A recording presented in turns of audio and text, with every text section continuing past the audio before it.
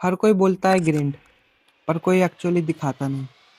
This is one real day of my life without any filter. तो रोज की तरह आज की सुबह भी लेजी सी शुरू होती है, पर क्या है ना, चाहे मन ना हो पर दिन को स्टार्ट तो करना पड़ता है। मेरा कॉलेज रेडी रूटीन सिंपल है, बट मेरे लिए एक इम्पॉर्टेंट पार्ट है, क्योंकि इससे मुझे क्लीन फील होता है, क्लीन माइंड मिलता है और पूरा दिन ऑफ फील नहीं होता। तो जल्दी से रेडी होके मैं लेता हूँ अपना फेवरेट ब्रेकफास्ट। और ब्रेकफास्ट में मैं क्विक ओट्स ही लेता हूँ, क्योंकि ये जल्दी बन जाते हैं और अच्छा खासा प्रोटीन दे देते हैं। और आज ये जो पैसे मिले हैं ये मेरी फ्रेशर पार्टी के लिए हैं, तो थोड़ा लंच पैक किया, शूज पहने और घर से निकल गया। A few moments later. तो अभी मैं घर से निकल चुका हूँ और अब जा रहा हूँ कॉलेज। और आज के ब्लॉग में तुम्हें मेरी डाइट मिल जाएगी और मेरे कॉलेज में क्या होता है वो मिल जाएगा, और मेरा वर्कआउट तो तुम्हें रोज मिलता है वो मिल ही जाएगा। सो मिलते। रास्ते में काफ़ी चलने के बाद ऑटो पकड़ता हूँ। ऑटो में थोड़ी हवा लगती है तो माइंड काम रहता है। कॉलेज तक की राइड मेरी सिंपल होती है, बट हर रोज़ एक नया फील देती है।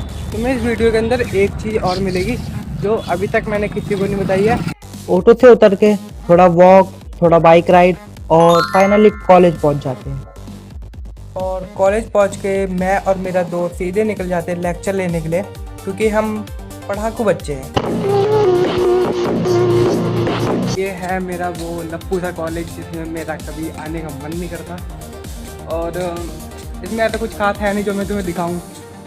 सो क्लास में पहुंच के पता चलता है आज लेक्चर नहीं, आज तो पेपर है। तो मैं और मेरा दोस्त निकल जाते हैं पेपर देने के लिए, और पेपर में हमने फुल चीटिंग करी, इतनी कि कोई सोच भी नहीं सकता। और पेपर ख़त्म होने के बाद हम अपने दोस्त की क्लास के बाहर आ जाते हैं, फिर उससे पूछते हैं उसका पेपर कैसा गया। बड़ा हरामी हो बेटा। तो तुम खुद सुन लो उसका पेपर कैसा गया। पीछे पहले बता पेपर कैसा गया है। पेपर एकदम बढ़िया किया भाई। कहीं मैं टॉपर नहीं बन जाऊं। हाँ। और ये लोग कहीं मुझे प्रिंसिपल नहीं बना दे। तो पेपर खत्म होने के बाद हमने काफ़ी मज़े करे, और तुम समझ सकते हो कैसे मज़े, पर उसके पहले तुम ये सुनो। गरीब इसकी गाइस इसकी नहीं है, इसका लड़ा है।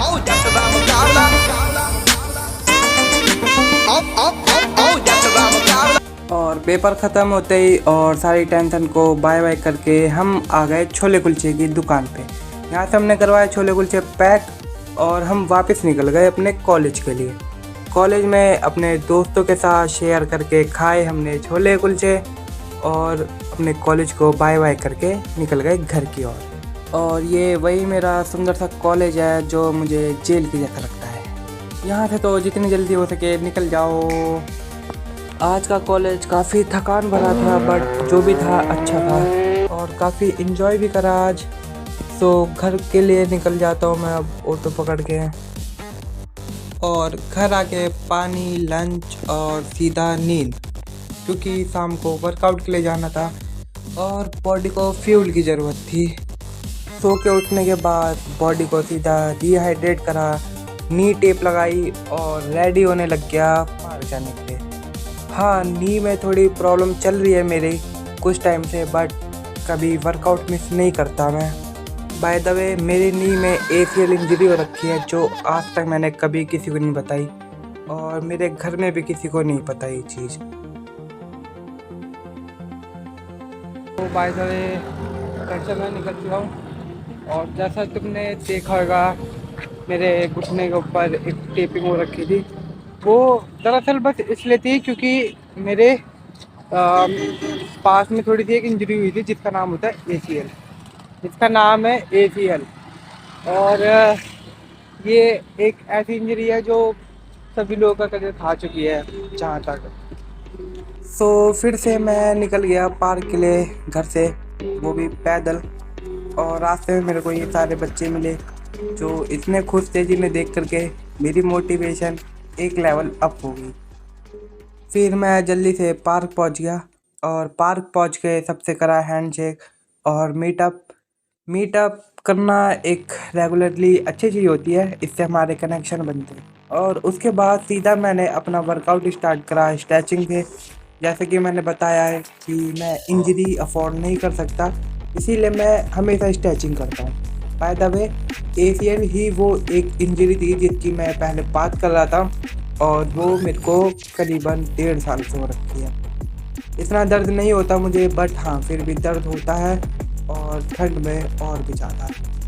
आज मुझे पार्क में 2 छोटे छोटे दोस्त मिले और ये अपना अलग ही टैलेंट दिखा रहे थे। तुम पहले इनको देखो।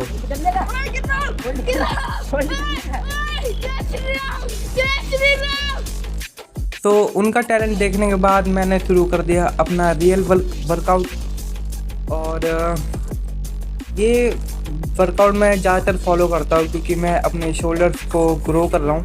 मेरे को अपने रियल डेल्ट्स और फ्रंट डेल्ट्स काफ़ी ग्रो करने, जिससे मैं हैंड स्टैंड जैसी चीज़ें आसानी से कर पाऊँ, और मेरी आगे जा कर के फ्रंट लीवर और थोड़ी बहुत एक दो स्किल्स और है जैसे कि प्लैंज।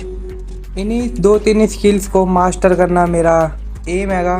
कैलिस्थेनिक्स स्टार्ट करते टाइम से ही मैंने ये सोच रखा था कि मेरे को एंड अपना यहीं पे करना है। देन मैंने अपने पाइक पुशअप दोबारा से स्टार्ट कर दिए शोल्डर ग्रोथ के लिए। और आज मेरा दोस्त एक अलग वर्कआउट करने जा रहा था, जो कि इससे कुछ भी नहीं हो रहा था, बट हाँ इसको काफ़ी सारी स्किल्स आती हैं। और हैंड स्टैंड तो काफ़ी ही भाई ख़तरनाक है इसका। देख रहे हो मेरा एक भाई ये भी है जो हैंड स्टैंड सीख रहा है। इतना वेट होने के बाद भी भाई ये बंदा ट्राई कर रहा है, और मैं नहीं करता हूँ तो मुझे बुरा लगता है, इसीलिए मैं अपना वर्कआउट करता रहता हूँ। पाइक पुशअप्स के बाद तो मेरी रिस्ट काफ़ी पेन देने लगी थी, तो मैं अपने रिस्ट बैंड निकाल लेता हूँ और अर्जुन मुझे वो पहना देता है, क्योंकि भाई मेरे को वो पहनने आते ही नहीं है। तो अब लोअर डेल्ट के लिए एक वर्कआउट मारेंगे, जिसके लिए फोर आर्म वगैरह ट्रेन हो जाएगी।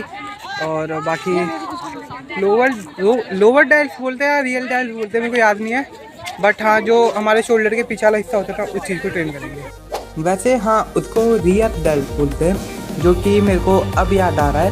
उस टाइम मैं थोड़ा कंफ्यूज हो गया था लोअर और रियर में। और वैसे तो मैंने ये रेसिस्टेंट बैंड बांधा था अपने रियर डेल्ट को ट्रेन करने के लिए, बट मैं फोर आर्म की प्रैक्टिस करने लगा। और फाइनली आज रिची की 180 निकल गई, जिसे देख के मैं भी अपने मेन वर्कआउट की तरफ चला गया, अपने रियर डेल्ट को ट्रेन करने। और एक बार तुम इसे देखो, ये कैमरे बोलिए क्या कह रहा था। बोल भाई, शर्मा क्यों रहा है? अब बताना क्या करता, सबको पता चल गया दिल्ली और हरियाणा कहाँ का है। और वर्कआउट करते हुए हमें आसमान में बहुत सारा धुआं दिखाई दिया, तुम उसे इग्नोर करो। और ये क्या नाम भाई चैनल का? Spelling SAMEERRFIT। सब्सक्राइब कर देना भाई। तुम क्या देख रहे हो भाई, तुम भी सब्सक्राइब कर दो अगर नहीं करा है तो, और बेल आइकन ऑल पे दबाना मत भूलना, क्योंकि इसी चैनल पे तुम्हें मिलेगी रियल ग्रीन रिलेटेड वीडियोस। जो धुआं निकला था वो यहाँ का था, यहाँ पर आग लगी हुई थी। और अब हम लोग जा रहे हैं घर, तो बाकी मेरे दोस्त आगे हैं। और वर्कआउट ख़त्म होने के बाद अपने दोस्तों को बाय करके मैं आगे निकल गया। और रास्ते में आगे मंदिर पे एक भैया लड्डू बांटे थे, जो मैंने ले लिया और खा लिया, क्योंकि जो लोग बंदे कहते हैं कि स्वीट नहीं खाना चाहिए, मैं उनसे कहता हूँ भाई सब कुछ खाओ, एक लाइफ है, वर्कआउट भी करो और मनपसंद की चीज़ें भी खाओ, और बस डाइट मिस मत करो, इसे एंजॉय करो। जैसा कि मैंने कहा डाइट थोड़ी चीप चलेगी, बट मेन डाइट मिस नहीं होनी चाहिए। और ये है मेरी मेन डाइट, जो मैं रोज़ लेता हूँ पोस्ट वर्कआउट में, वर्कआउट से आने के बाद। और यही मेरे को रोज़ फ्यूल देती है और रिचार्ज करती है अपने आप को डेली पुश करने के लिए और एक लेवल अप जाने के लिए। और अपना पोस्ट वर्कआउट ले लेने के बाद मैं अपना कॉलेज का प्रोजेक्ट बनाने लगता हूँ, जो मेरा काफ़ी अच्छा बन रहा है। और उसको बनाने के बाद मैं अपना रात का डिनर लेता हूँ करीबन 10 बजे के टाइम, और इसको अच्छे से एंजॉय करता हूँ। इसके अंदर मेरी ज़्यादा कैलोरीज रहती हैं, प्रोटीन तो खैर नहीं रहता है। एज अ मिडिल क्लास हम लोग को ज़्यादा प्रोटीन मिलता नहीं है। खैर कोई बात नहीं। और लास्ट में मैं अपनी नींजरी को देखता हूँ कि क्या ये थोड़ी रिकवर हो रही है। इसकी मसाज करनी ज़रूरी होती है मेरे लिए रोज़। और इसी के साथ आज का व्लॉग यहीं ख़त्म होता है। मिलते हैं नेक्स्ट वीडियो में। और अगर वीडियो अच्छी लगी हो तो एक लाइक कर देना, कमेंट कर देना और शेयर कर देना। Tata bye bye.